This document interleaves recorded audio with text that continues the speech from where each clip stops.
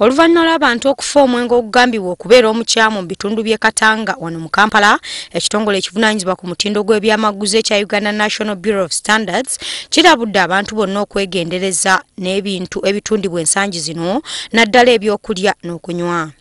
Kigambibwa nti waliwo waragi ow'obulabe gwe batundira mu bidomola era ng'ekitongole ekivunaanyizibwa ku mutindo kirowooza waliwo ebirungo eby'obulabe ebigattibwamu n'oluvannyuma n'ateekebwamu butereevu n'atundibwa.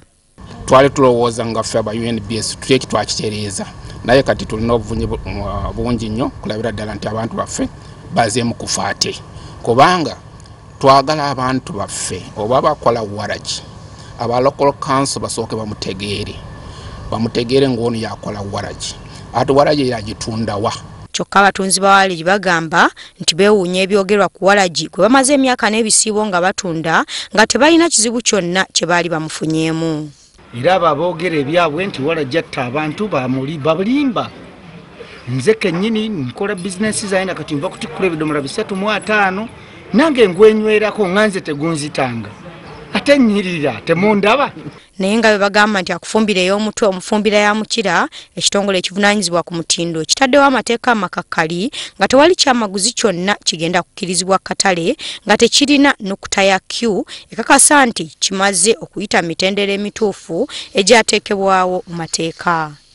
Mu kiseera kino waragi agambibwa okubeera ow'obulabe akyekebejje w'abakugu ba NBS okuzuulwa ebirungo eby'obutwa ebimulimu. Obutwa obwo babweta methanol mu fuuti naye ayagalanga akantu ako ng'obwokanywa ng'owulira nga ki mangu kakutuuse ku mutwe naye oluusi akantu ako omala kukanywa oyinza n'okufa oba amaaso ne gaziba.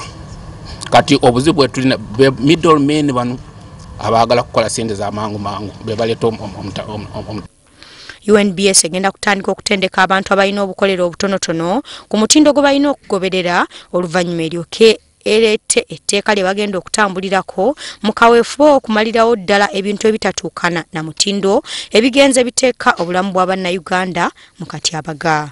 Mary Nakajunyanzi, WBS TV mu Kampala.